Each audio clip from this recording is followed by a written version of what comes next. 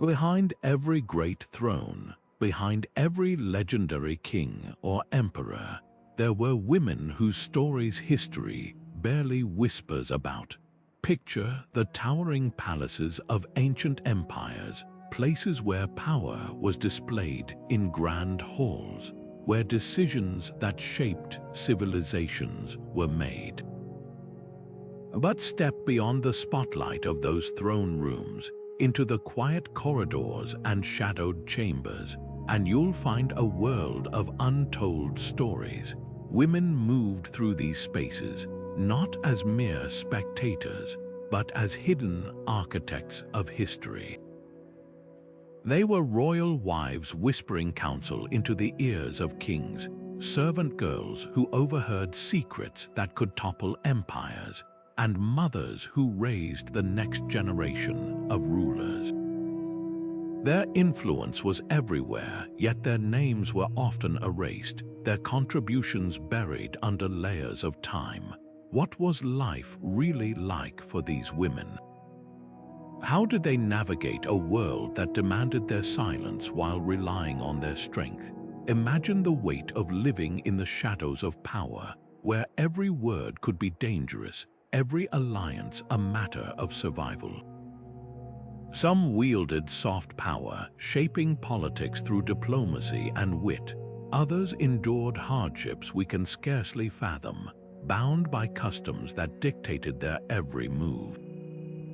And then there were those who defied expectations, carving out spaces of influence in societies that sought to confine them. Their stories are not just footnotes, they're windows into the complexities of ancient life, revealing the resilience and ingenuity of women who had no choice but to be extraordinary. Today, we're pulling back the curtain on these forgotten lives. We'll explore the roles women played in the courts of ancient Egypt, Greece, Rome, and beyond, uncovering the truths that history books often gloss over. How did they negotiate power in a man's world? What sacrifices did they make, and what legacies did they leave behind? This isn't just about the past, it's about understanding the echoes of their struggles in our world today. Because when we reclaim these stories, we don't just honor their memory, we rewrite history itself. So join me on this journey into the shadows of ancient throne rooms, where the real drama wasn't always on the throne, but in the lives of the women who stood just out of sight. The throne room wasn't just where rulers sat, it was a carefully crafted theater of power, designed to awe subjects and intimidate rivals. Towering columns, elevated platforms, and symbolic artwork all reinforced the ruler's dominance. But for women moving through these spaces, every architectural choice carried hidden meaning. The raised throne itself created physical distance, emphasizing hierarchy even within royal families. Queens might sit slightly lower than their husbands, while concubines and attendants often occupied designated spaces along the walls close enough to serve, but never to challenge. Rituals enforced these boundaries too. In ancient Persia, royal women approached the king through precise protocols, curtsies, veils, and regulated speech that reinforced their subordinate status. Yet clever women turned these rules to their advantage. Egyptian queens like Hatshepsut used ceremonial processions to legitimize her unprecedented rule as pharaoh, while Byzantine empresses manipulated court etiquette to control access to the emperor. Even something as simple as seating arrangements could become political tools. In China's Forbidden City, the Empress Dowager's position behind a screen during audiences allowed her to influence decisions without breaking norms of female modesty. The very layout of throne rooms reveals how societies balanced women's presence with patriarchal control. In Assyrian palaces, secluded chambers connected to the throne room via hidden passages allowed royal women to observe politics while remaining invisible. Greek megarons separated women's quarters entirely, reflecting stricter gender divisions. Yet these barriers couldn't always stifle ambition. When the Macedonian Queen Olympias wanted to sway her son Alexander the Great, she didn't need the throne room. She used private family spaces where her maternal authority held more weight than court protocol. Perhaps most fascinating are the women who subverted throne room politics entirely. The Roman Empress Livia avoided ostentatious displays in Augustus' formal audiences, instead building influence through strategic marriages and controlling the imperial correspondence network. Meanwhile, in medieval Europe, queens like Elena of Aquitaine exercised power through patronage and religious foundations when throne room access was limited. Their stories remind us that real influence often happened just beyond the gilded chairs and ceremonial splendor, in the whispers exchanged behind tapestries, the letters passed by trusted servants, and the quiet alliances forged in adjacent chambers. These spaces weren't just backdrops, they were active participants in shaping women's lives. The throne room's grandeur proclaimed masculine authority, but its shadows held paradoxes. For every woman constrained by its rituals, another found cracks in the system. The same architecture meant to suppress them could become, in clever hands, a ladder to unseen power. Royal women stood at the crossroads of power and tradition, their titles glittering with prestige, yet their authority often hinged on fragile alliances. Take Cleopatra, the last active ruler of Ptolemaic Egypt, who didn't just rely on her crown but mastered languages, economics, and naval warfare to outmaneuver Rome's generals. Or Hatshepsut, the pharaoh who donned the false beard and regalia of kingship, rewriting the rules of legitimacy through grand building projects and carefully crafted propaganda. These weren't just exceptions, they were calculated rebellions against systems designed to keep women in supporting roles. But for every queen who seized the throne, countless others navigated narrower paths to influence. In the courts of medieval Europe, royal consorts like Elena of Aquitaine transformed patronage into power, funding abbeys and cultural hubs that extended their reach far beyond the palace walls.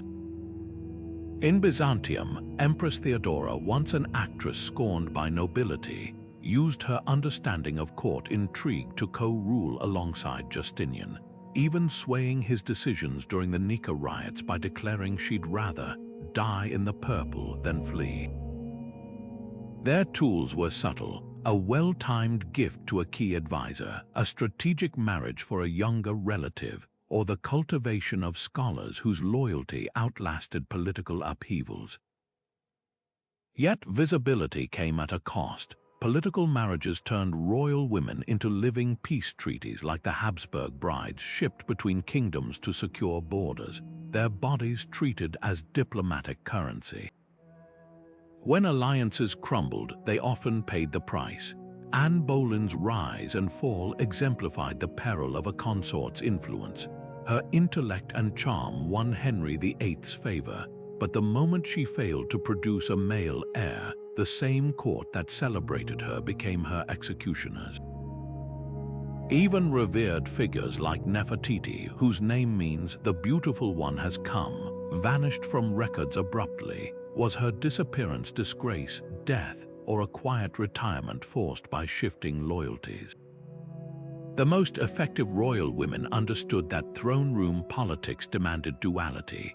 They performed ceremonial roles flawlessly, bowing, weaving, or offering ceremonial cups, all while building networks behind the scenes. In Mughal India, Nur Jahan issued imperial edicts in her own name, yet ensured her husband Jahangir remained the figurehead. Chinese Empress Wu Zetian, the only woman to rule China in her own right, first consolidated power as a concubine by mastering bureaucracy, then later rewrote Buddhist texts to frame her reign as divinely ordained.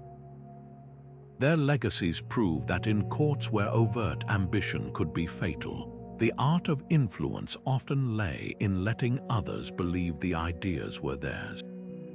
What's striking isn't just how these women succeeded, but how often their achievements were later erased or attributed to men. Hatshepsut's monuments were defaced after her death, while Byzantine chroniclers reduced Empress Irene's reign to a feminine interruption between male rulers.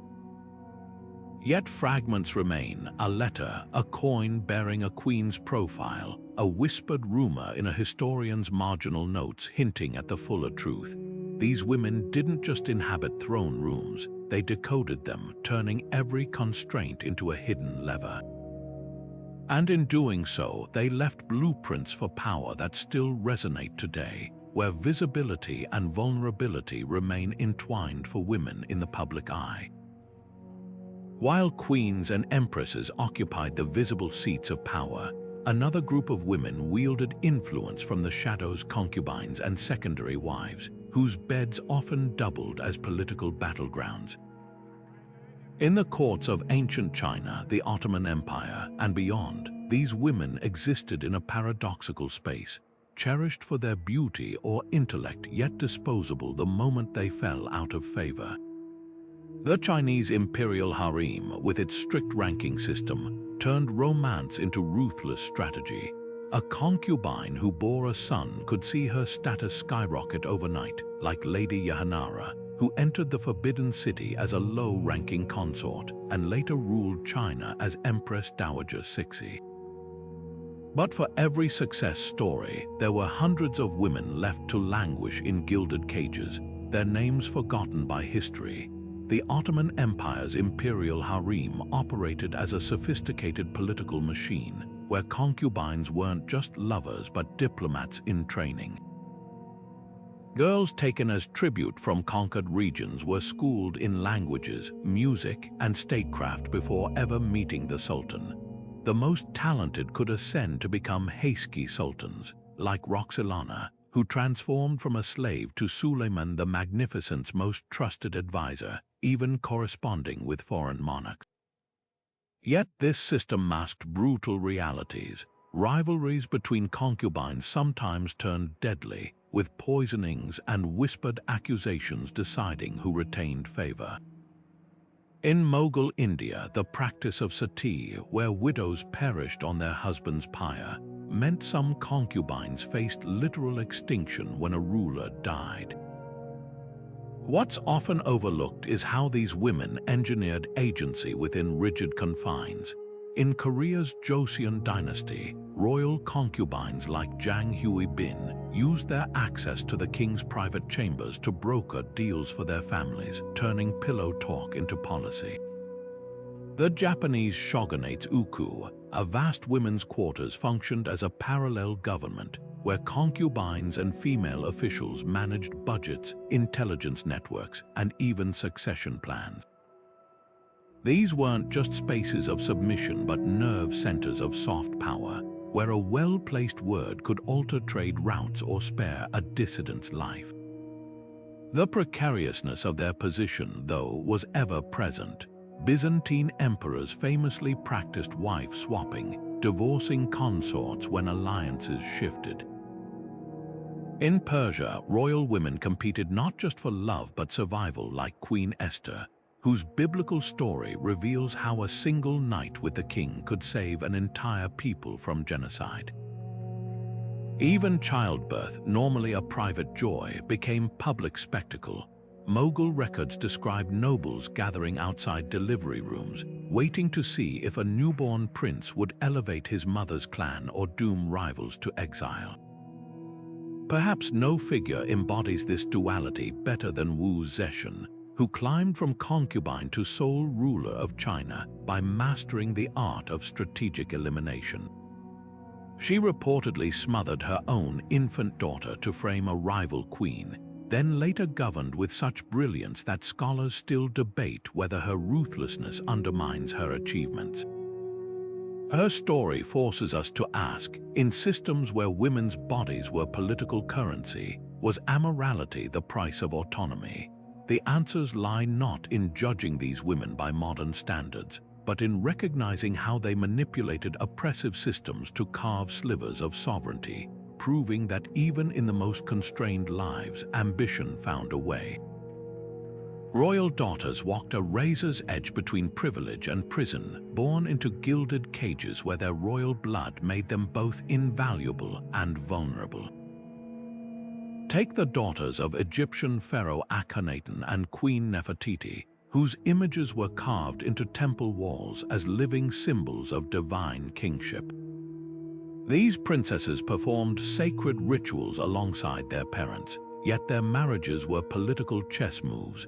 When Akhenaten needed to strengthen ties with foreign rulers, his daughters became child brides dispatched to distant courts. Their bodies were never truly their own, treated as vessels for dynastic ambitions before they'd even reached adulthood. In contrast, Byzantine princesses like Anna Komnene found another kind of constraint. As the brilliant eldest daughter of Emperor Alexios I, she was groomed for power, educated in philosophy and medicine, even writing one of history's greatest military chronicles.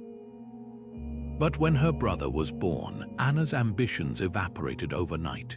The throne room doors slammed shut simply because she was born female, despite her superior intellect.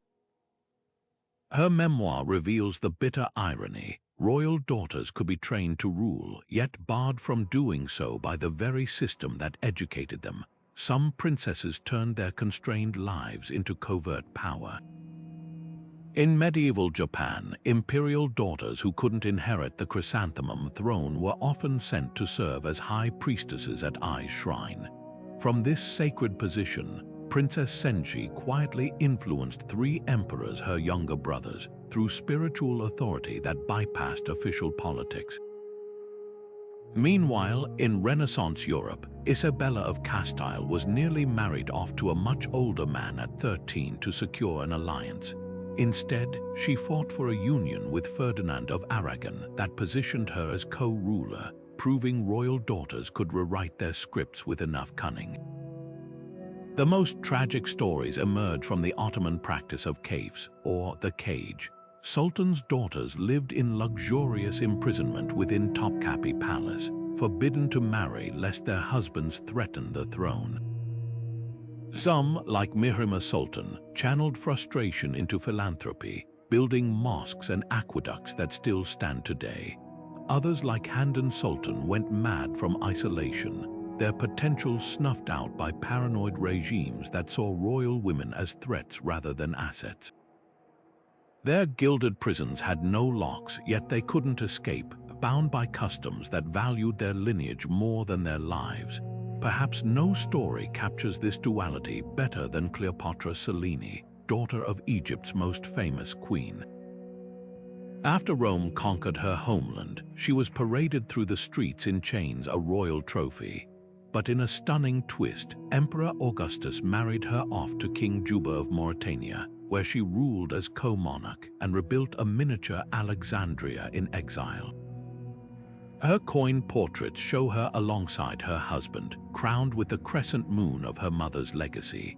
Like so many royal daughters, she was first a pawn, then a player, proving that even in the shadows of throne rooms, women could turn their inherited chains into crowns of their own making. The throne room's glittering facade would have crumbled without its invisible army of women, servants who oiled the machinery of power with their labor, their silence, and sometimes their cunning.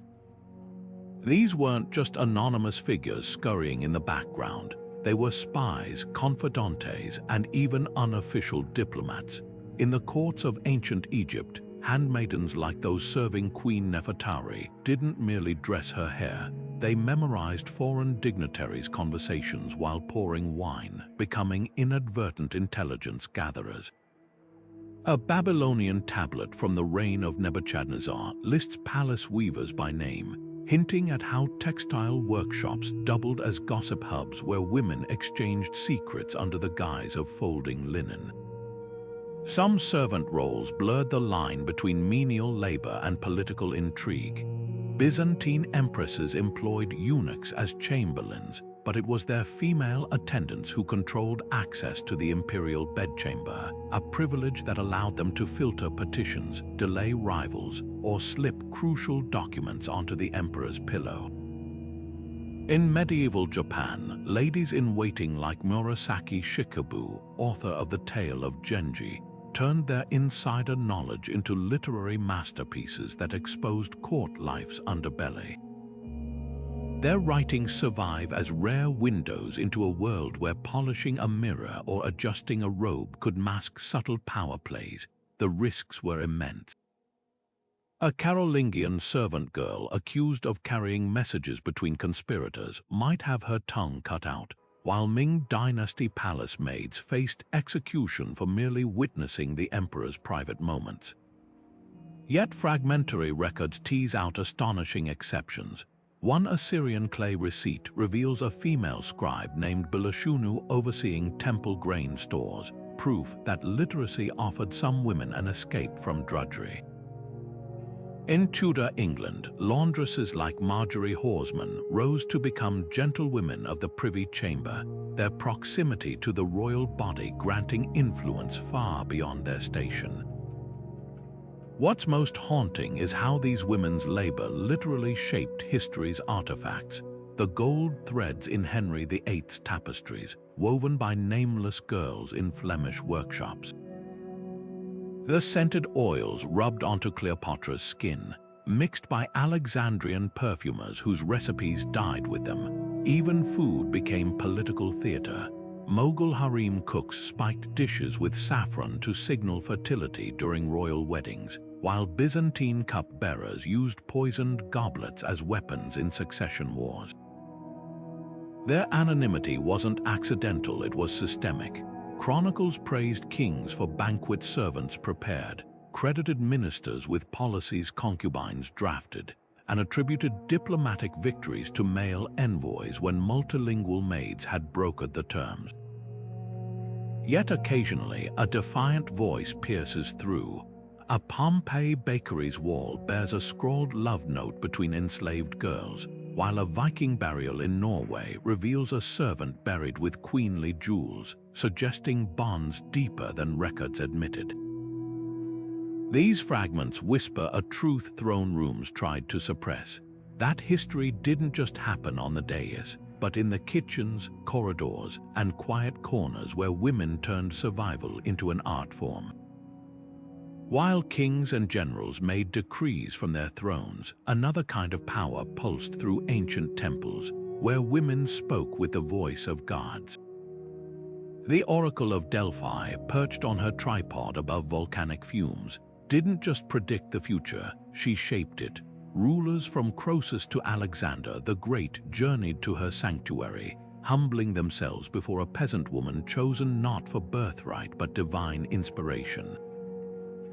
Her cryptic pronouncements could launch wars or halt them, as when she warned Sparta against attacking Athens, a single sentence that redirected history. What made her words so potent? In a world where politics and religion were inseparable, priestesses like the Pythia became living conduits between mortal ambition and celestial will. Rome's Vestal Virgins wielded a different but equally formidable authority. These 6 women, selected as young girls, tended the sacred flame in the Temple of Vesta, a fire believed to protect the empire itself. Their chastity wasn't just symbolic, it was the literal foundation of Rome's stability. Break their vows and the punishment was horrifying, burial alive in an underground chamber. Yet their privileges were extraordinary. They could pardon condemned prisoners with a touch, own property independently, a right denied most Roman women, and even intervene in political disputes. When Julius Caesar's corpse was displayed after his assassination, it was the Vestals who safeguarded his will, controlling the narrative of his legacy. Their influence reveals a startling truth. In societies that equated female purity with divine favor, celibacy could be a stealth path to power. In Egypt, the god's wife of Ammon outranked even the pharaoh in spiritual matters. This high priestess, often a royal daughter, controlled vast temple estates and conducted rituals that legitimized the king's rule. When the Nubians conquered Egypt, they cleverly installed their own princesses as gods' wives, using religious authority to soften foreign occupation. Meanwhile, in Mesopotamia, the priestesses of managed entire economic networks from their cloisters, receiving offerings that funded city-states. A cuneiform tablet from Lagash records one such priestess distributing grain during a famine, her spiritual role masking what we'd now call disaster relief. The darker side of this sacred power emerges in accounts of oracles weaponized by elites. The Etruscan holy women known as haruspicina were sometimes coerced into justifying rulers' brutal decisions by reading favorable omens in animal entrails. Greek historian Herodotus describes how the Persian king Xerxes allegedly bribed Delphi's priests to deliver prophecies pushing Greece toward war. Even genuine mystics faced impossible choices. When the Pythia correctly warned Athens of coming disaster before the Peloponnesian War, the city's leaders suppressed her message to avoid panic. Perhaps most fascinating are the priestesses who defied categorization. The Celtic druidesses described by Roman invaders could allegedly summon storms to repel armies. In Minoan Crete, frescoes show women presiding over bull-leaping ceremonies, a sacred sport blending ritual and athleticism. And in Vedic India, female rishis composed hymns still recited today, their words considered direct revelations from the cosmos. These women occupied a unique space, revered but not quite free, holy but often manipulated. Their legacies remind us that in ancient worlds, the divine and the political weren't just connected, they were two sides of the same coin, with priestesses holding the currency. In the flickering torchlight of ancient palaces where whispers could topple empires, women mastered the art of hearing what wasn't meant to be heard. They weren't just bystanders to history's intrigues, they were its quiet architects. Take the Byzantine court, where eunuchs guarded the emperor's chambers, but it was the women who controlled the real currency, information. Theodora, before her rise to empress, allegedly ran a network of actresses turned informants who gathered secrets in bathhouses and taverns. These weren't just casual gossips, they were intelligence operatives in silk slippers, trading rumors for protection or profit. Some spies operated under the perfect disguise, invisibility. In Persia's Achaemenid court, royal cupbearers were often women precisely because no one suspected the servant refilling wine to memorize military plans. A cuneiform tablet from Susa hints at a Babylonian princess who intercepted enemy correspondence by bribing scribes, proof that literacy, even in small doses, could be a weapon. Over in medieval Europe, ladies-in-waiting like Marguerite de Navarre's attendants smuggled coded messages in embroidery patterns, turning needlework into espionage. The risk astronomical. Discovery meant dismemberment or worse, as the Tang Dynasty's palace records chillingly detail. A concubine caught leaking troop movements had her hands severed and displayed in the minister's courtyard as a warning. Yet the most effective informants weren't always coerced. The Ottoman Sultan's harem operated as an intelligence hub, where women like Kursum Sultan strategically leaked false information to destabilize rivals. In Renaissance Florence, Caterina Sforza's maidservants doubled as couriers, slipping poison recipes and battle plans through enemy lines in hollowed-out rosary beads. Their loyalty wasn't blind obedience but calculated survival. In a world where women's fortunes shifted with political winds, selling secrets could be the only insurance against ruin. What's startling is how often these women turned gendered stereotypes to their advantage. Mughal emperors dismissed dancing girls as mere entertainment until one revealed she'd memorized every war council discussion while performing. The Japanese geisha who served shoguns weren't just artists. Their ability to recall conversations verbatim made them living record keepers. Even religious spaces weren't safe. Delphi's lesser priestesses were notorious for selling oracle prophecies early to the highest bidder, proving that divine mystery could be commodified.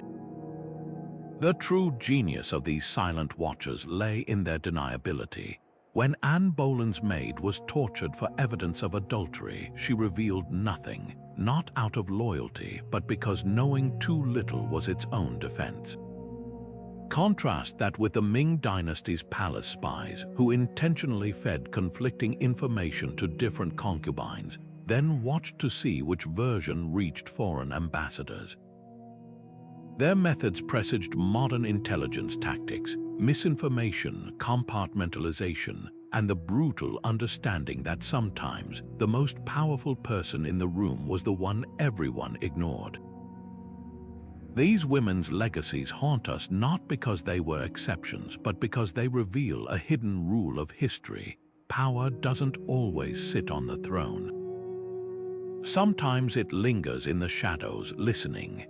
The music that echoed through throne rooms wasn't just entertainment, it was a language of power, and the women who composed it were fluent in secrets. At the Tang Dynasty court, imperial concubines like Yong Gaif didn't merely dance for the emperor, their performances were political theater. A single song could honor an ally or subtly mock a rival, with every turn of the sleeve carrying coded meaning.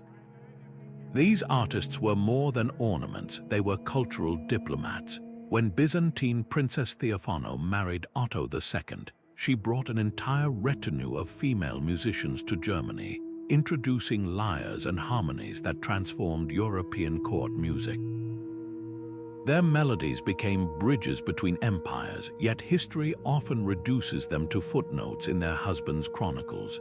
Poetry offered another covert channel for expression.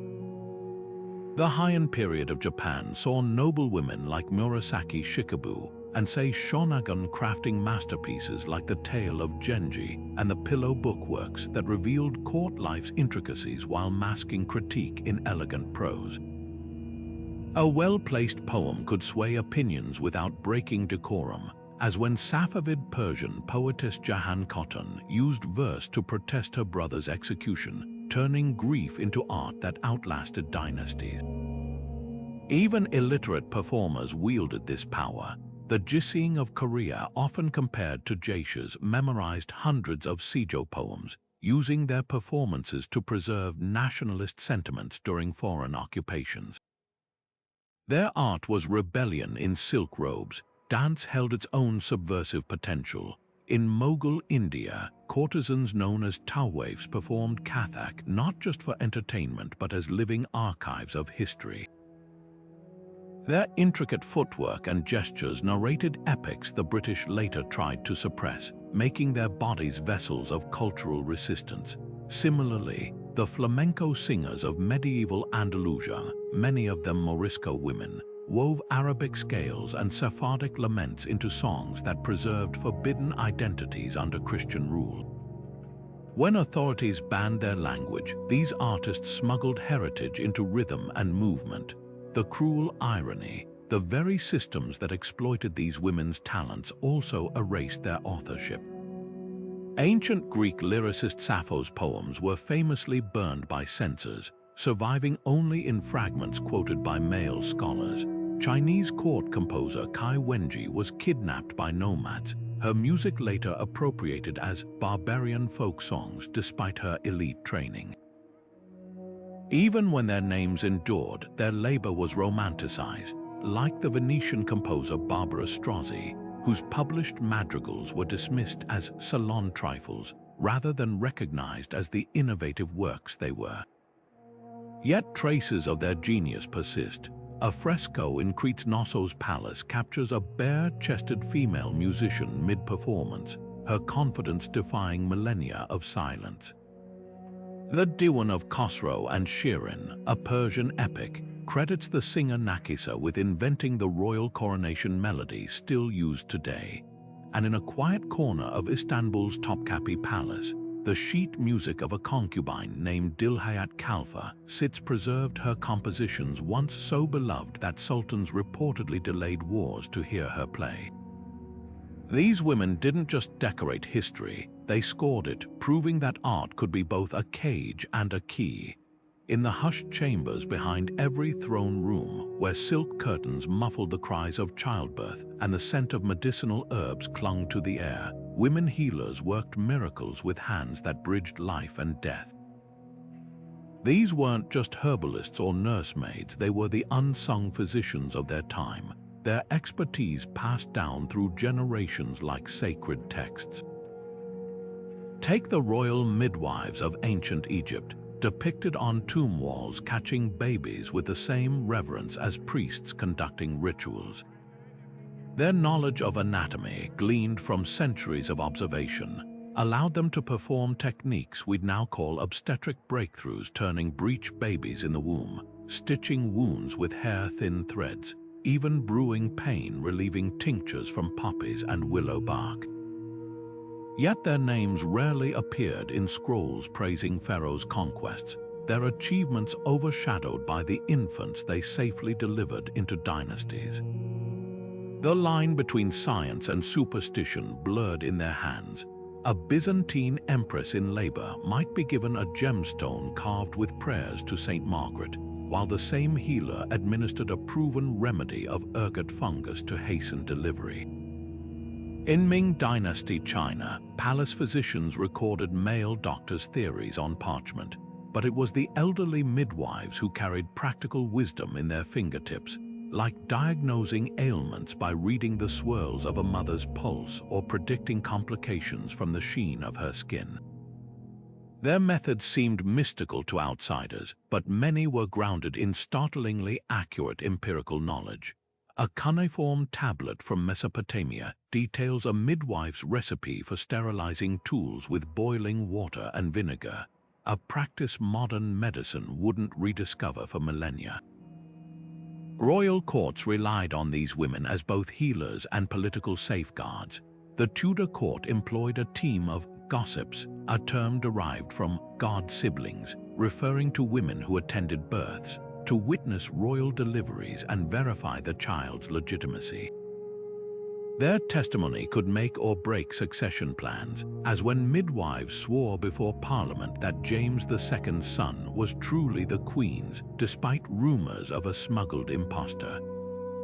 In Mughal India, Daimar midwives weren't just birth attendants but keepers of bloodlines, memorizing generations of royal genealogies to confirm no pretenders slipped into the crib.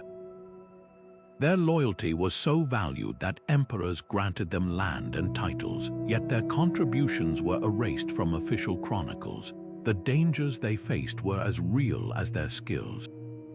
A French queen's miscarriage might see her midwife blamed for witchcraft, while Ottoman palace records tell of healers exiled for failing to save a favorite concubine. Some turned this vulnerability into power. The legendary Trotula of Salerno, a 12th century physician, penned medical texts so authoritative that male scholars later attributed them to a man. Her treatise on women's health included shockingly progressive advice arguing that infertility could stem from male physiology, and that childbirth pain deserved compassion rather than dismissal as Eve's curse. What's most poignant is how these women's legacies survive in fragments. A worn amulet in an archaeological dig, a recipe scrawled in a prayer book's margins, a folk song about a midwife who outwitted death.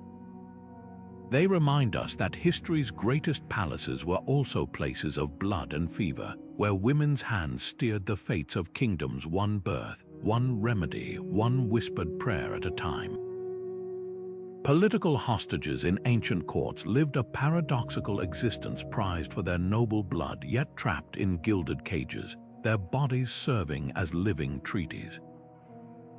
These women, often daughters of defeated kings or chieftains, were dragged to foreign palaces as insurance against rebellion. Take the Hittite princesses sent to Egypt after peace treaties, or the Celtic noblewomen held in Rome during the reign of Augustus. Their presence at court was a constant reminder. One wrong move by their homeland, and their lives could be forfeited. But what's rarely discussed is how these hostages turned their captivity into covert influence. The Babylonian princess Amates, married off to the Median king to secure an alliance, didn't just pine for home. She redesigned her prison. Homesick for her homeland's lush gardens, she allegedly convinced her husband to build the Hanging Gardens of Babylon, transforming her exile into one of the ancient world's wonders. Isolation was their constant companion. Unlike royal brides who entered marriages with ceremony, hostages arrived under armed guard, stripped of their entourages. A letter from a Mitanni princess held in Egypt poignantly begs her father for a familiar face, any attendant from home, to ease the loneliness of her golden cage. Yet some forged unexpected alliances. The Sasanian king Shapur I kept Roman noblewomen in his harem after crushing Valerian's army, but rather than languish, they became cultural intermediaries, teaching Persian women Roman weaving techniques while discreetly gathering intelligence to send home. Their dual loyalties made them walking contradictions, treasured ornaments one moment, potential traitors the next. The psychological toll was crushing. Assyrian reliefs show hostage women with hollow eyes, their postures stiff even in scenes of feasting, a stark contrast to the relaxed courtiers around them. But resilience took many forms. In Han Dynasty China, the Xiongnu princesses sent to nomadic chieftains reportedly mastered archery and diplomacy, using their hybrid identities to negotiate truces when official envoys failed. Meanwhile, in medieval Europe, the Anglo-Saxon noblewoman Ethelfled, raised as a hostage among Vikings, later leveraged her understanding of their culture to defend her kingdom against those very invaders.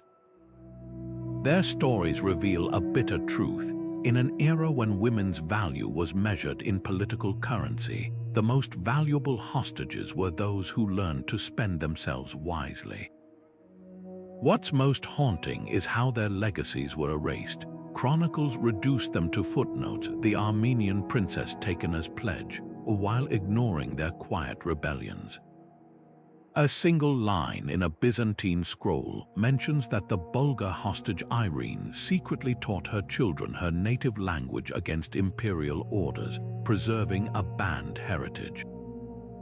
Others left subtler marks, a Celtic talk found in a Persian queen's tomb, a recipe for fermented mare's milk in a Roman cookbook attributed to a Sarmatian captive.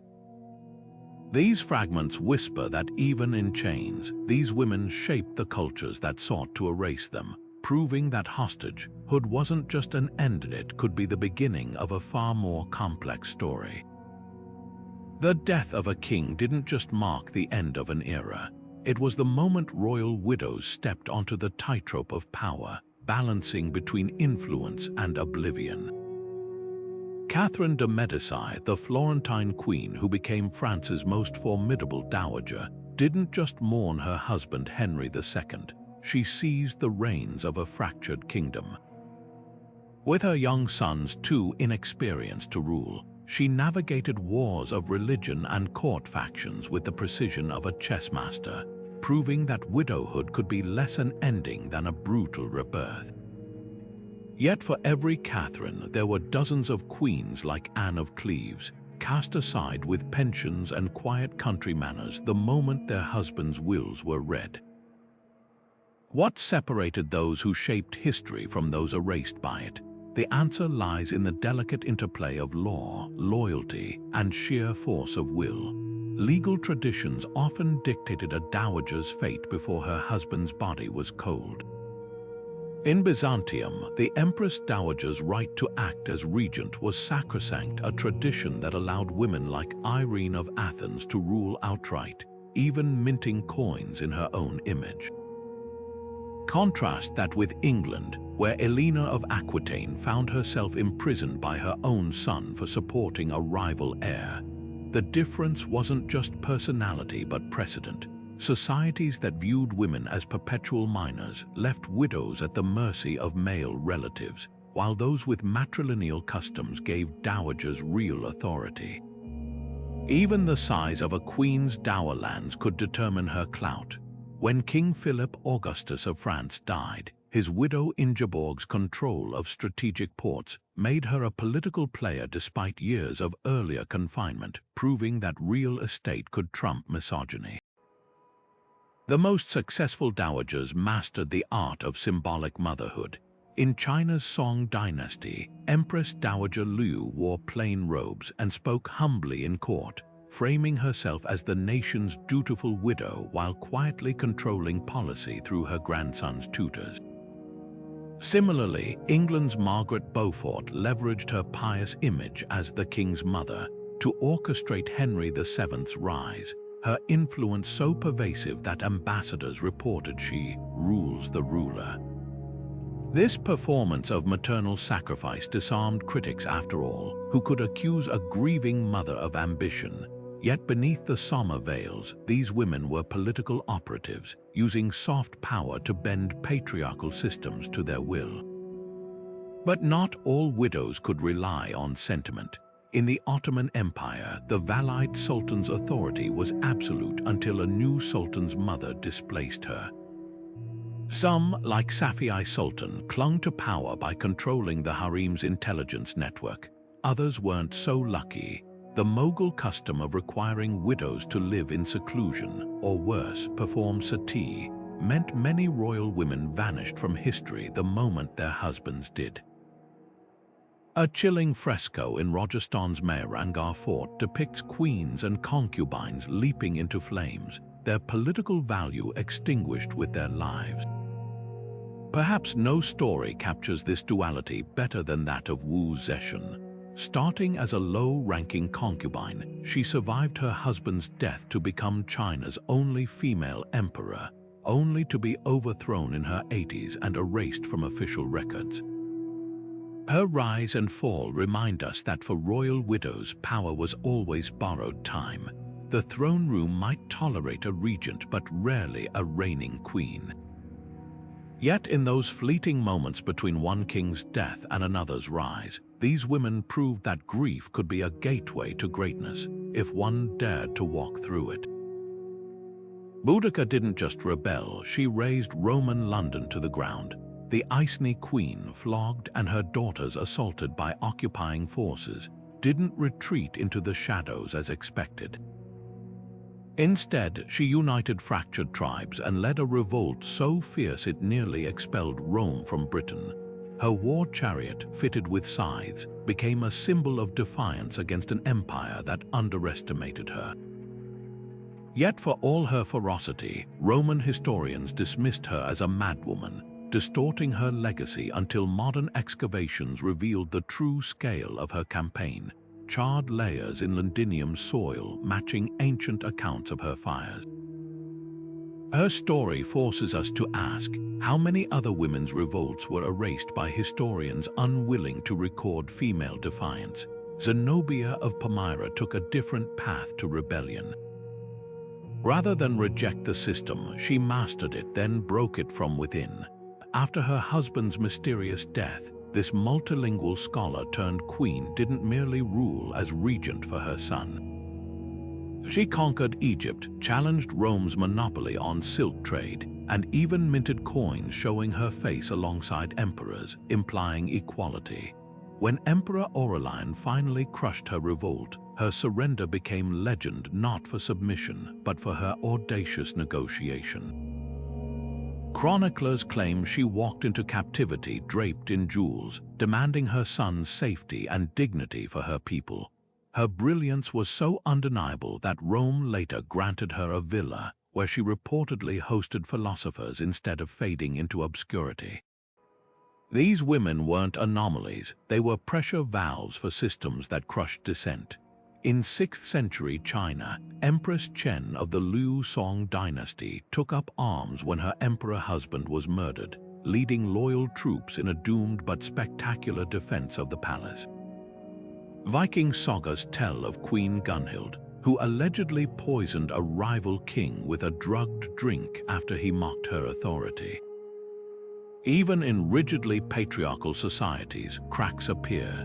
Like the Nzinga of Ndongo and Matamba, who outmaneuvered Portuguese slavers by transforming herself from a diplomatic hostage into a warrior queen, then ruled for 4 decades by skillfully playing European powers against each other. What's striking isn't just their courage, but their strategic brilliance. Boudica exploited Roman overextension, Zenobia manipulated trade networks, and Nzinga weaponized European racism by insisting they wouldn't lose to a woman of color. Their rebellions shared a common thread, an intimate knowledge of the systems they fought. The Assyrian queen Semiramis allegedly infiltrated enemy camps disguised as her own son, while the Trung sisters of Vietnam rallied peasants by invoking matriarchal folk heroes erased by Chinese occupiers. They didn't just reject oppression, they used their opponents' blind spots against them. Yet their legacies remain contested. Roman poets painted Cleopatra as a seductress rather than the naval strategist who nearly defeated Octavian. Japanese chroniclers downplayed Empress Jingu's invasion of Korea, attributing her victory to divine winds rather than military genius. Even today, historians debate whether Joan of Arc heard voices or invented them as political cover. This erasure wasn't accidental, it was insurance against inspiring future rebels, because when women saw what Boudica or Zenobia achieved, even briefly, it proved the throne room's power wasn't invincible. Their flames burned bright enough to cast shadows even kings couldn't escape. Beneath the tapestries of throne rooms, amidst the rustle of silk and the murmur of courtiers, another kind of power thrived, one woven from ink and parchment. Royal women across civilizations weren't just political players, they were scholars, poets, and philosophers whose words shaped eras. Take Anna Komnene, the Byzantine princess who penned the Alexiad, a sweeping history of her father's reign. Her meticulous accounts of military campaigns and diplomatic intrigues rival the finest chronicles of her male contemporaries, yet for centuries her work was dismissed as mere domestic commentary. Or consider Enheduanna, the Akkadian high priestess and daughter of Sargon the Great, whose hymns to the goddess Inanna are the earliest surviving signed poetry in history, written over 4,000 years ago, yet only recently reclaimed from obscurity.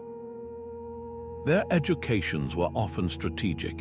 In Heian Japan, noblewomen like Murasaki Shikibu were taught to write in vernacular Japanese while men studied classical Chinese, a linguistic divide that ironically allowed women to pioneer Japan's literary golden age. Murasaki's tale of Genji wasn't just entertainment. It was a psychological masterpiece that dissected court life with razor precision, yet later scholars attributed its depth to male editors. Similarly, in medieval Europe, queens like Elena of Aquitaine sponsored troubadours to circulate courtly love poetry, subtly shaping cultural values through patronage. Their libraries became arsenals of influence, filled with texts on medicine, astrology, and statecraft subjects deemed unfeminine by chroniclers who then wondered how these women ruled so effectively. The suppression of their voices followed predictable patterns. The Saxon nun Hertzwitha wrote Latin plays in the 10th century, only to have her manuscripts discovered centuries later by a male humanist who initially assumed they were his peers' work.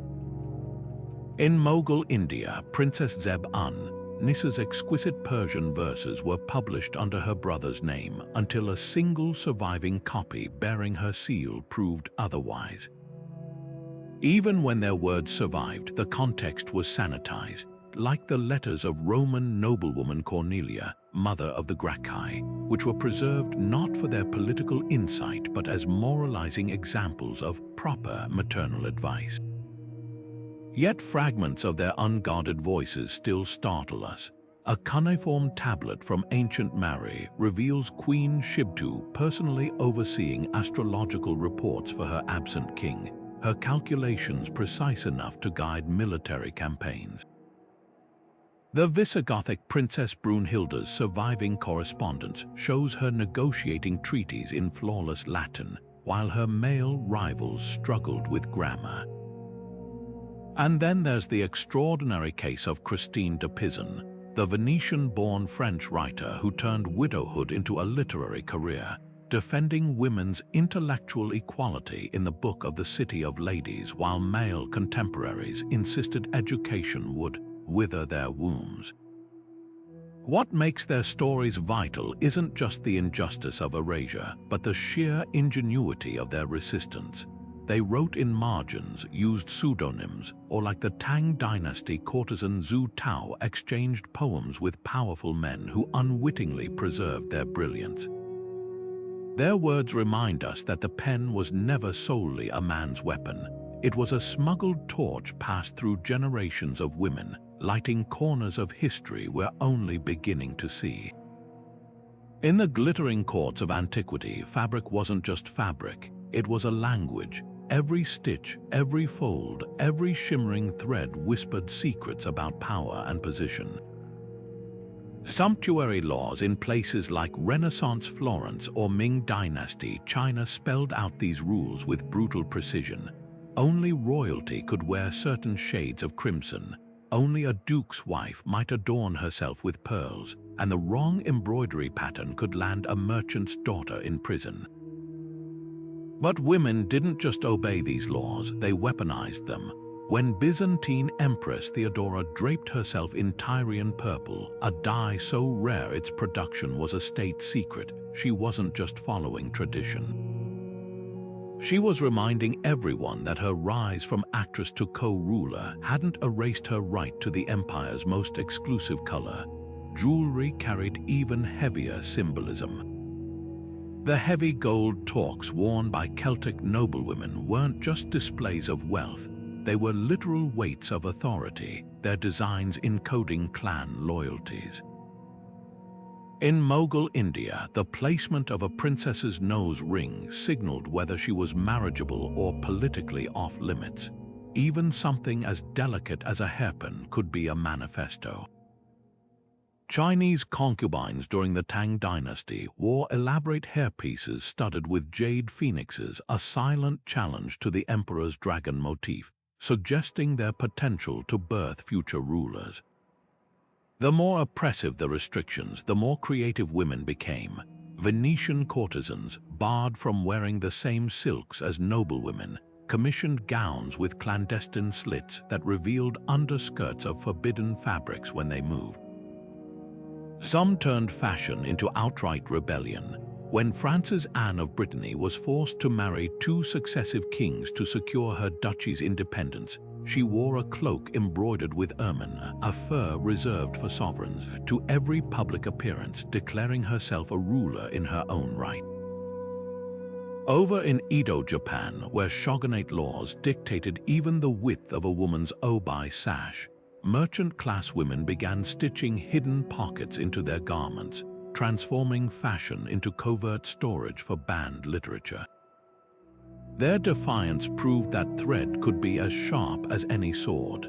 The most fascinating cases reveal how women bent sumptuary laws without breaking them. In Elizabethan England, where only the Queen could wear certain gemstones, clever noblewomen imported near-identical stones from New World colonies and gave them poetic new names. Spanish duchesses, confined by rigid black gown mandates, commissioned dresses woven with metallic threads that flashed like liquid silver in candlelight. Even Cleopatra understood the politics of presentation. When meeting Mark Antony, she allegedly soaked her sails in perfume so Rome would smell her arrival before seeing it. What survives in museums today, a crumpled glove, a tarnished tiara, doesn't just reflect ancient aesthetics. These objects are battle scars from a war fought with needles and looms, where every ribbon tied and every gemstone set was a calculated move in the Game of Thrones rooms. The women who wore them understood a truth we often forget. In a world where their voices could be silenced, their clothes kept speaking long after they left the room. The smoky kitchens beneath palace halls pulsed with a rhythm only certain women understood, the precise timing of roasting meats, the secret alchemy of spices, the unspoken rules of which dish should reach the king's table first. These weren't just servants following recipes, they were culinary diplomats whose feasts could make or break alliances. In the Ottoman Empire, the Sultan's mother supervised the palace kitchens like a general, ensuring every tray of baklava sent to foreign ambassadors carried the right message. Too little honey might signal displeasure, while an unexpected gift of rose-scented laukum could hint at marriage negotiations. The recipes they guarded weren't just meals but coded languages, passed from mother to daughter in whispers between the clatter of copper pots. Some dishes became political tools. When Elena of Aquitaine introduced chilled wine and delicate pastries to the English court after her Crusades-era travels, she wasn't just indulging a sweet tooth, she was showcasing Aquitaine's sophistication to barbarian-accused Anglo nobles. Over in Japan's Heian period, noblewomen like Sei Shonagon documented elaborate multi-course kaiseki banquets where the placement of a single pickled plum could convey poetic allusions known only to educated elites. Even the humblest ingredients held power. A Byzantine empress reportedly ended a rebellion by serving rebel leaders milk pies from their homeland, reducing hardened warriors to homesick tears before negotiations began. The real magic lay in preservation not just of food but of heritage. Sephardic Jewish women expelled from Spain smuggled chickpea recipes in their skirts, maintaining identity through dishes like Hamanado's eggs. Mughal harem cooks transformed Central Asian mutton stews into the rich kormas that defined Indian court cuisine, while Aztec noblewomen guarded ancestral knowledge of edible insects, their chocolate-dipped grasshoppers served on gold leaf as both delicacy and cultural resistance. These women were the original food historians, their kitchens living libraries where war and peace could hinge on the perfect balance of saffron and cinnamon. Yet their labor was systematically erased. Roman texts attribute Apicius' famous cookbook to a male gourmet when archaeology proves wealthy matrons like Julia Felix ran sprawling culinary schools. The French revolutionaries who enshrined haute cuisine forgot it was palace of Versailles scullery maids who perfected bechamel sauce while dodging the queen's temper. Even today, when we bite into a flaky spanakopita, few recall the Byzantine nuns who coded messages into its layers during Ottoman occupation, their spinach pies sustaining both body and rebel spirit. What survives is more than recipes, it's proof that the quietest women often held the sharpest knives. Behind every king's feast was a network of female knowledge stretching across continents.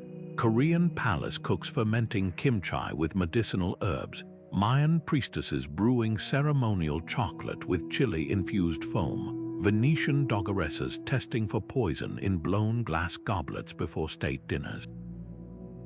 Their legacy reminds us that history wasn't just made in throne rooms, but in the steaming, fragrant shadows where women turned survival into art, one simmering pot at a time.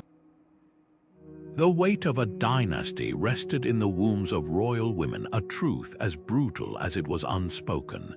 In the candlelit birthing chambers of Versailles, the gasps of a queen in labor weren't just personal pain.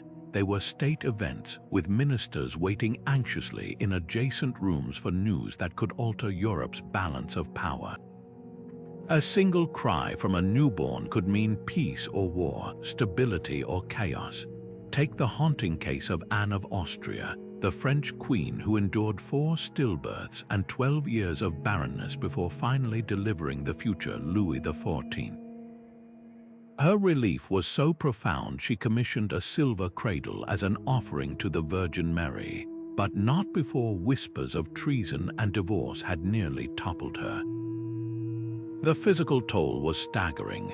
Tudor England's Catherine of Aragon endured at least 6 pregnancies, with only 1 child surviving infancy.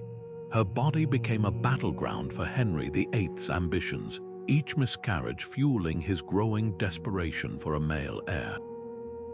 Medical interventions offered little comfort. Renaissance fertility treatments ranged from dangerous mercury potions to amulets made of powdered stag's antler. Yet some women turned this vulnerability into strategy. The Byzantine Empress Theodora, herself childless, adopted her husband's illegitimate son rather than risk her life in childbirth, a move that secured her political influence while sidestepping the dangers that killed so many royal mothers. Infant mortality shadowed every celebration. When the Mughal Empress Mumtaz Mahal died delivering her 14th child, her grief-stricken husband built the Taj Mahal. But how many other women perished unnamed, their deaths recorded only as the king's sorrow? Even successful births carried hidden traps. In Spain's Habsburg court, the mantra, "Better a sterile queen than a fertile commoner," led to generations of inbred rulers like the tragically deformed Charles II, whose mother Mariana of Austria was also his paternal aunt. The very systems meant to preserve bloodlines were poisoning them. Yet amid this pressure, glimmers of defiance emerged. The formidable Empress Maria Theresa of Austria, who bore 16 children while ruling an empire, famously declared, "I am a mother first, but a soldier when necessary." She transformed maternity into political theater, commissioning portraits of herself surrounded by her brood as proof of Habsburg vitality. Others found subtler ways to cope. Japanese imperial consorts practiced secret Buddhist rituals for safe delivery, their prayers etched onto tiny wooden votives hidden beneath palace floorboards. And in one poignant Aztec account, a queen whispered to her newborn son, "You are my victory," before handing him to wet nurses, her duty done, her survival uncertain. What resonates across these stories isn't just the cruelty of biology politicized, but the ingenuity of women navigating impossible expectations. They mourned in private, strategized in public, and sometimes, like the Malian queen who disguised her daughter as a son to protect her throne, rewrote the rules entirely. The throne room demanded heirs, but these women left a different legacy. Proof that even in the most constrained lives, resilience could be inherited. Exile was the silent scream of ancient courts, a punishment more terrifying than execution for women who had known privilege. When the Byzantine Empress Zoe Porphyrogenita accused her sister Theodora of treason, Theodora wasn't killed but banished to a remote monastery. Stripped of her jewels and silks, she spent 11 years in a cramped cell, her only companions the nuns tasked with ensuring she never wrote or received letters. This was the cruelty of exile, letting a woman live just long enough to watch her influence crumble to dust. The charges that triggered these falls were often flimsy masks for political expediency. Agrippina the Younger, mother of Nero, was first exiled to a barren island on accusations of plotting against her son, a son she'd schemed to place on the throne. Her real crime, refusing to fade quietly into the background. Similarly, when the Tang dynasty's Empress Yi poisoned her husband, her rival Princess Taiping didn't demand execution. Instead, Yi was forced to drink poison in her own courtyard, then buried in an unmarked grave outside the imperial cemetery. The message was clear: disgrace extended beyond death, erasing one's very memory from the dynastic record. Some falls were orchestrated with chilling theatricality. The Mughal Emperor Jahangir once ordered his rebellious stepmother, Ruqayya Sultan Begum, to walk barefoot from Agra to Mecca, a journey meant to break her spirit through humiliation. She survived the ordeal, but her return to court was barred forever. In Renaissance Europe, Anne Boleyn's downfall was staged like a macabre performance. Arrested during a May Day tournament, tried in the very hall where she danced as queen, and beheaded with a sword smuggled from France because Henry VIII insisted on a kinder death for the mother of his child. Yet banishment wasn't always the end. The Roman noblewoman Julia, Augustus' daughter, turned her exile on the island of Pandateria into a defiant salon, hosting philosophers and poets until her father cut off her wine supply. In Japan's Heian period, Lady Rokujo's banishment from court after a jealous rage became the stuff of legend, her ghost haunting the capital in no plays, ensuring her story outlived those who exiled her. Even in isolation, these women found ways to be remembered. The cruelest exiles were psychological. When the French king Louis XV confined his mistresses to convents after tiring of them, they weren't just removed from court but rewritten as penitent sinners. Portraits were altered to show them clutching rosaries, their past glamour erased by the brushstrokes of royal propagandists. For every woman who clawed her way back, like Margaret of Anjou, who escaped English captivity to lead an army, there were dozens like the Ottoman Princess Shah Sultan, who died in exile whispering to her jailers about the palace gardens she'd never see again. Their stories force us to confront a bitter truth. In throne rooms where women's worth was tied to proximity to power, banishment was a fate worse than death. It wasn't just castles they lost, but their very identities, stripped of titles, severed from children, and left to rot in the silence they'd once filled with influence. Yet even in oblivion, they left fingerprints, a mosaic here, a folk song there, the occasional memoir smuggled out in a laundry basket, proof that not even the most calculated erasures could vanish them completely. Death was never the end for royal women. It was the final stage of their political performance. When an Egyptian queen like Nefertari passed into the afterlife, her burial wasn't just a ceremony, it was a meticulously choreographed display of power. Her tomb in the Valley of the Queens, painted with spells from the Book of the Dead, served a dual purpose, ensuring her safe passage to the underworld and reinforcing her husband Ramses II's divine legitimacy. Every hieroglyph, every offering left in her burial chamber whispered the same message. This woman's death mattered because her life had upheld the cosmic order. Yet contrast that with the fate of Hatshepsut, whose monuments were defaced and her name chiseled from history after her passing. The difference between remembrance and erasure wasn't about grief, it was about who controlled the narrative. Mourning rituals often revealed more about the living than the dead. In imperial Rome, the passing of an empress like Livia Drusilla triggered months of public lamentation. Citizens wore dark robes, theaters closed, and coins minted with her profile circulated as portable memorials. But beneath the spectacle lay cold calculation. Her steps on Tiberius delayed her deification for years, wary of enhancing her posthumous influence. Similarly, Byzantine empresses were laid to rest in purple-drenched shrouds, their funerals blending Christian piety with imperial theater. When Theodora died of cancer, Justinian wept so violently the Senate feared for his sanity. But his grief didn't stop him from repurposing her vast network of spies within weeks. Some societies turned royal women's deaths into political tools. The Mughals built Taj Mahal-level mausoleums for beloved wives, but also used their tombs as territorial markers. Nur Jahan's tribute to her parents along the Yamuna River wasn't just sentimental, it cemented Mughal claims to the land. In medieval Europe, queens like Elena of Castile had crosses erected at every stop her funeral procession made from Lincoln to London, transforming private grief into a geography of dynastic power. Even in death, their bodies were diplomatic instruments.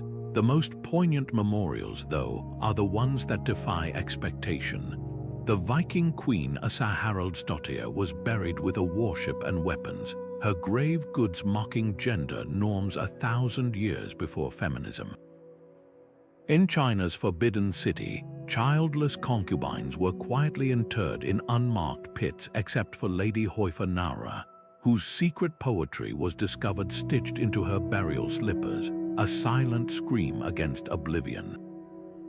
Their graves remind us that funerary customs weren't just about honoring the dead, but about controlling how they'd be remembered or forgotten. Perhaps no story captures this duality better than Cleopatra's. Octavian allowed her a lavish funeral next to Mark Antony, but denied her the one thing she'd fought for: burial in Alexandria's royal tombs. Instead, her remains vanished, leaving Romans to spread tales of her suicide by asp, while Egyptian whispers spoke of a smuggled body and a hidden grave.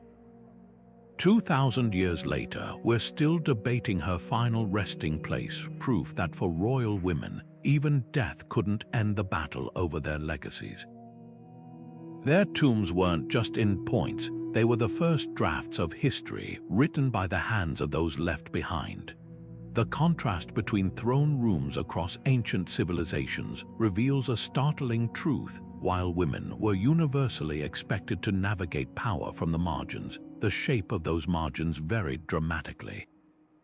In the sun-baked courts of Egypt's new kingdom, royal women like Hatshepsut could ascend to full pharaonic rule, adopting the ceremonial beard and double crown of kingship without sparking rebellion. Yet just across the Mediterranean in classical Athens, the most influential woman in Pericles' court was his companion Aspasia, a foreign-born intellectual whose political salon made her both celebrated and scorned, barred from citizenship despite shaping the ideas that fueled democracy's golden age. China's Forbidden City presents another paradox. While Confucian ideals demanded female submission, history remembers formidable figures like Empress Wu Zetian, the only woman to rule China in her own name.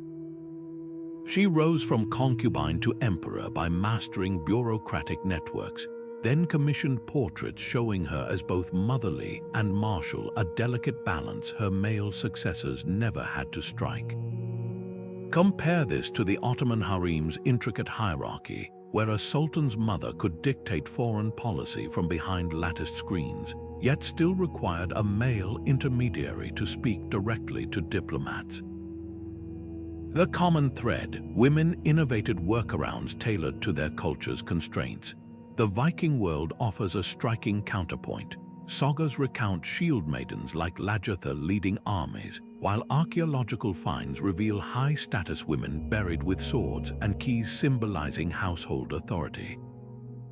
This apparent gender fluidity coexisted with harsh realities. Many such burials show signs of battlefield injuries, suggesting these women paid in blood for their atypical roles.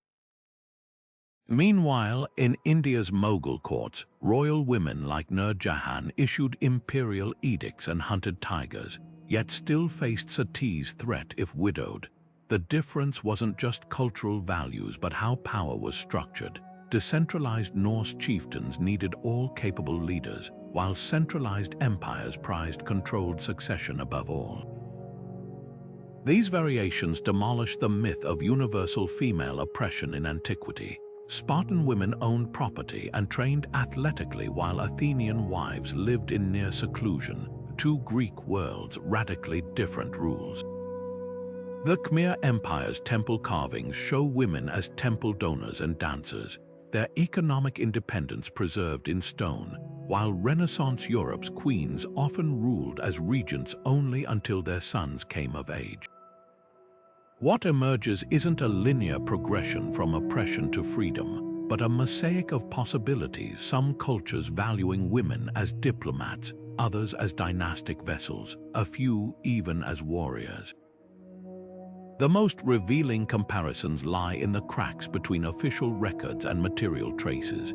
Chinese historians called Wu Zetian a usurper, but her civil service exams survived her. Roman writers mocked Cleopatra's feminine wiles, yet Egyptian papyri show her fluency in 9 languages and naval tactics. Perhaps the ultimate lesson is this: wherever a culture's official gender narrative strains against archaeological evidence, we're glimpsing the shadow of women who refused to be confined by the stories men told about them. Their true legacies echo in these dissonances, proof that agency persisted even where the historical record pretends otherwise. A single gold earring glinting in the dirt can rewrite history. Archaeologists brushing away centuries of soil aren't just uncovering objects, they're decoding the lives of women who left no written records. Take the skeleton of a high-status woman found in Mycenae, buried with a diadem and an ivory lyre. For decades, historians assumed these were ceremonial gifts from a king, until microscopic wear patterns revealed the lyre's strings had been plucked for years, and the diadem showed hair oil residue. This wasn't a passive recipient of male generosity. She was a musician who performed, a leader who wore her authority daily. Letters, often dismissed as domestic trifles, betray even deeper secrets. The cuneiform tablets of Mesopotamian merchant women like Ninuani weren't just shopping lists, they were contracts proving she managed caravans and traded lapis lazuli across empires. Her handwriting, analyzed by specialists, shows the confident strokes of someone who wrote often, shattering the myth that women were universally illiterate. Even broken pottery speaks volumes. In Pompeii's ruins, a wine amphora bears the scratched name, Secunda, alongside accounting marks, cross-referenced with tax records. It reveals a tavern owner operating in the shadow of Vesuvius, her business erased by catastrophe, then resurrected by archaeology. But the most poignant clues lie in the bones themselves.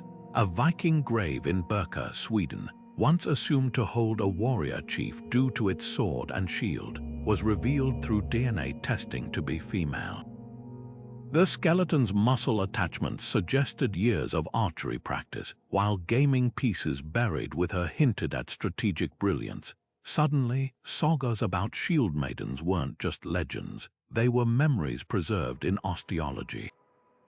Similarly, the remains of an Inca chosen woman, Anacla, show her vertebrae deformed from years spent weaving sacred textiles. Her arthritic hands tell of devotion to craft, while isotopes in her teeth trace a journey from highland villages to Cusco's temples. The true revolution in archaeology isn't just finding these objects, it's asking new questions about them. A cosmetic spoon from Egypt's 18th dynasty, carved in the shape of a swimming girl, was long labeled a vanity item. But when researchers re-examined residues, they found medicinal herbs mixed with the pigments. Was this a healer's tool disguised as a luxury good? In Tudor England, a locket hidden in a wall contained not a lover's portrait, but a coded land deed, evidence of a noblewoman safeguarding property rights during Henry VIII's seizures. Even humble spindle whorls, once overlooked, now reveal networks of female labor.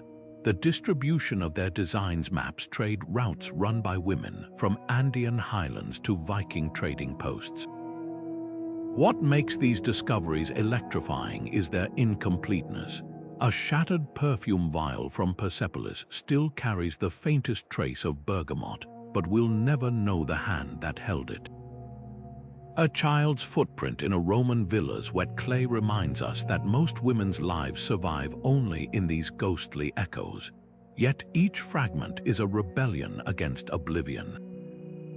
When archaeologists lift a 2,000-year-old hairpin from the earth, they're not just recovering an object, they're restoring a voice. And sometimes, as with the Burmese queen whose buried poetry criticized her warmongering husband in lemon juice ink, that voice still has the power to surprise us. Ancient texts loved their extremes. Women were either divine nurturers or destructive temptresses, with little room for anything in between. Take the legendary Queen of Sheba, transformed by medieval writers into a seductive enchantress who tested King Solomon's wisdom, while Ethiopian traditions revered her as a shrewd diplomat who negotiated trade routes. Both versions can't be true, so how do we peel back the layers of legend to find the real woman beneath? The answer lies in the quiet evidence historians call the paper trail of the mundane. A broken pottery shard from Sheba's era reveals shipments of frankincense and myrrh, hinting at the economic savvy behind her fabled visit. Meanwhile, Solomon's own administrative records list payments to caravan guards not for a romantic rendezvous, but for protecting valuable cargo. The truth, it seems, was less about magic and more about logistics. Sometimes the myth served deliberate political purposes. The Roman Empress Messalina was painted by historians as a nymphomaniac who held orgies in the palace, a story that conveniently justified her execution when she fell out of favor. But dig deeper and you'll find tax reform edicts bearing her seal, proving she'd angered the aristocracy by redistributing wealth.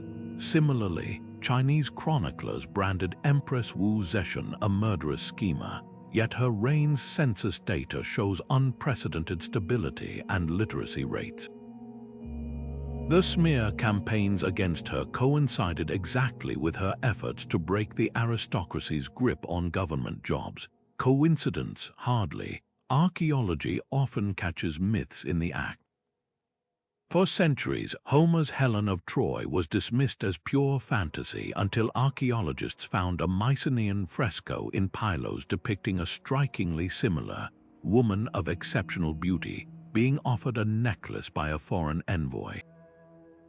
Even more telling are the Linear B tablets from the same era, listing women as landowners and textile factory managers. Suddenly, Helen's legendary abduction looks less like a love story and more like a poetic distortion of diplomatic marriages between trading partners. The most persistent myths reveal societal anxieties. The biblical Jezebel wasn't just vilified for her foreign gods. Her real crime was wielding political power as Queen Mother in a patriarchal kingdom. A 9th century BC seal found in Israel bears her name's distinctive spelling. Attached to land grants proof she controlled resources, not just temple rituals. Likewise, the Viking saga's shield maidens were long dismissed as fiction until a grave in Birka, Sweden, yielded a female skeleton buried with a sword, battle scars etched into her bones. The stories weren't exaggerations, they were uncomfortable truths dressed as legends. Separating fact from fiction requires reading between the lines of both praise and slander. When Egyptian texts call Hatshepsut the perfect king, they're not just flattering her, they're justifying her unprecedented rule by framing femininity as irrelevant. Contrast that with Roman gossip about Cleopatra's witchcraft, which conveniently ignored her fluency in 7 languages and naval strategy, the common thread. Myths about women rarely reflect reality. They reveal what powerful men needed to believe. The real women were far more fascinating than their caricatures. Behind every tale of a seductress was likely a negotiator, behind every mad queen a reformer, and behind every passive beauty, a survivor who knew exactly how to navigate a world determined to misunderstand her. Their true stories don't need embellishment, the unvarnished facts are revolutionary enough. The echoes of these ancient women's struggles reverberate through the corridors of time, finding unsettling parallels in today's world. When Hatshepsut's monuments were defaced to erase her reign, or when Byzantine chroniclers dismissed Empress Irene as a feminine interruption, they set a precedent for how women's achievements are systematically minimized.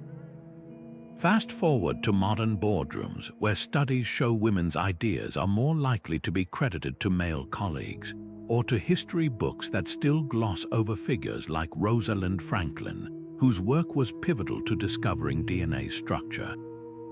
The mechanisms may have evolved from chisels scrubbing hieroglyphs to algorithms burying female-led startups, but the pattern remains hauntingly familiar. Consider the political arena, where women like New Zealand's Jacinda Ardern or Finland's Sanna Marin face disproportionate scrutiny over their tone, attire, or family choices, a modern echo of the Byzantine courtiers who criticized Empress Theodora for her former career as an actress.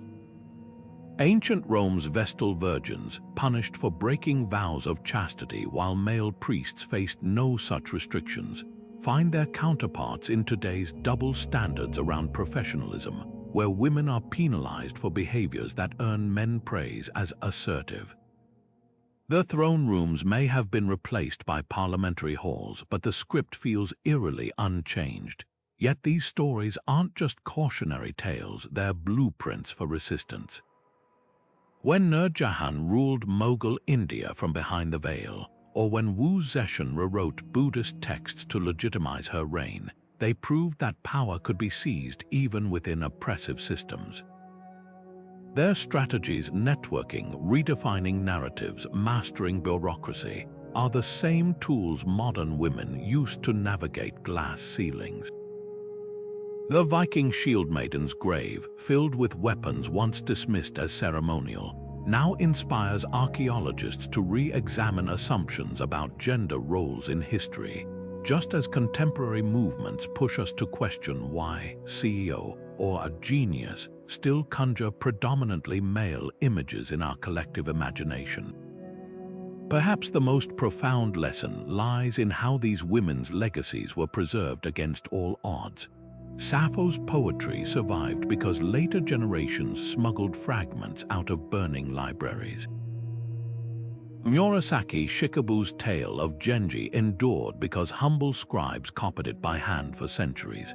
Their persistence mirrors today's efforts to reclaim forgotten histories, from grassroots campaigns to erect statues of suffragettes to digital archives preserving indigenous women's oral traditions. Every time we share the story of a neglected pioneer like NASA Katherine Johnson or the wartime spy Noor Inai at Con, we're continuing an ancient tradition of resistance through remembrance. The true power of these women's stories isn't just in their drama, but in their ordinariness. They weren't supernatural heroines, they were strategists, survivors, and sometimes, yes, schemers who played the hands they were dealt. When we recognize their humanity, their triumphs and compromises, their brilliance and imperfections, we see ourselves. And that's the ultimate rebellion against erasure, proving that women's lives, whether in the shadows of throne rooms or the glare of modern scrutiny, have always been and will always be worth remembering. History's silence speaks volumes. For every Cleopatra or Wu Zetian whose name survived the ages, countless women vanished without a trace, not because they lacked influence, but because the systems recording their stories had no incentive to remember them. Take the enigmatic case of the Forgotten Queens of Kush, ancient Nubia's powerful female rulers.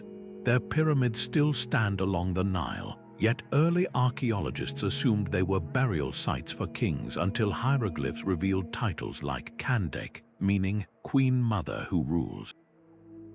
These women led armies and negotiated treaties, yet Greco-Roman historians reduced them to exotic footnotes. Were they truly exceptions, or did their contemporaries simply erase the rulebook that allowed their power? Some gaps in the record hint at deliberate obfuscation. The Hittite queen Pujuhepa authored diplomatic correspondence equal to her husband's, sealing treaties with Egypt that bore her seal alongside his. Yet later chronicles refer to her only as the king's wife. Similarly, Mayan stelae depict women holding ceremonial scepters, but early interpretations dismissed them as wives witnessing rituals rather than co-rulers. Modern epigraphers now realize these glyphs describe female lords, calumet, wielding authority comparable to male counterparts. The real mystery isn't why we missed these clues earlier, but why we assumed they couldn't exist. The greatest enigma lies in the ordinary women whose lives left no inscriptions. A broken loom wait in a Viking settlement, a child's toy buried beneath a Roman villa. These fragments whisper of unrecorded influence. In Mesopotamia, temple receipts show female brewers supplying ritual beer, while legal tablets reveal widows winning court cases against male relatives. Their victories suggest networks of mutual aid and legal literacy we can barely reconstruct. Even slavery had its paradoxes. The Roman ornatrix, who styled imperial hair, held more sway than senators in determining who saw the emperor's unguarded face. Perhaps the most tantalizing question isn't about power but perception. When Assyrian reliefs show queens riding chariots while concubines kneel, were they documenting hierarchy or masking how lower status women manipulated that hierarchy? A single cuneiform letter from Mary's archives reveals a servant girl overhearing a coup plot and warning her mistress, who then alerted the king. How many other crises were averted by women the records never named? These gaps aren't just academic, they shape our understanding of power itself. If we assume silence equals passivity, we replicate ancient biases. But when we listen for the rustle of silk in treaty negotiations, the coded advice in royal correspondence, or the strategic marriages that rebuilt fractured kingdoms, history's quietest voices start to sound like its most cunning strategists. The real puzzle isn't why we know so little about these women, but why we ever believed they did so little worth knowing. The stories of these women linger like half-faded frescoes, their colors muted by time, yet their outlines still bold enough to reshape how we see history's grand narratives. What makes their legacies so enduring isn't just the power they wielded, but the ingenious ways they navigated systems designed to silence them. Think of Hatshepsut, the Egyptian pharaoh who donned a false beard to legitimize her rule, only to have her monuments defaced by successors threatened by her precedent. Or the Byzantine Empress Theodora, who rose from the theater's scandalous stages to co-govern an empire, rewriting laws to protect women from trafficking. Their triumphs weren't accidents, they were masterclasses in adaptation, proving that influence could flourish even in the most rigid hierarchies. Yet for every name we remember, thousands more linger in the margins of crumbling scrolls and overlooked artifacts. The Assyrian queen Shamauramat, who stabilized an empire during her son's minority, only to be mythologized as the semi-divine Semiramis. The Tang dynasty's Shangguan Wana, a poet and political advisor whose calligraphy drafted imperial edicts, yet whose murder was ordered the moment her patron fell from power. Their lives expose the paradox of women's historical roles, indispensable enough to shape events, yet expendable enough to be erased when convenient. What's perhaps most striking is how these women's strategies mirror modern struggles. When Wu Zetian manipulated Confucian bureaucracy to become China's only female emperor, or when Elena of Aquitaine leveraged her courtly salons to sway European politics, they were playing a game we still recognize today, navigating double standards, weaponizing perception, and turning perceived weaknesses into strength. The tools have changed: social media instead of seals, boardrooms instead of birthing chambers, but the playbook remains eerily familiar. This isn't just about correcting the historical record. It's about reclaiming the full spectrum of human ingenuity. For centuries, the narrative of power has been a monologue, with women relegated to footnotes. But scratch beneath the surface, and you'll find a chorus of voices: concubines who brokered peace treaties, priestesses who interpreted the divine, servants who smuggled secrets in spindle whorls. Their stories challenge us to redefine what power looks like, to see beyond the scepter and crown to the quieter, subtler forces that shaped civilizations. So the next time you walk through a museum, pause before those glass cases of jewelry and pottery. That comb wasn't just an accessory, it might have pinned up the hair of a queen as she negotiated a truce. That incense burner didn't just scent the air, it could have masked whispered conspiracies in a royal bedchamber. History isn't just written by the victors, it's woven by countless hands, many of them women's, stitching their influence into the fabric of time. Their legacies remind us that the most enduring power often lies not in who holds the throne, but in those who know how to move the world from just outside its spot.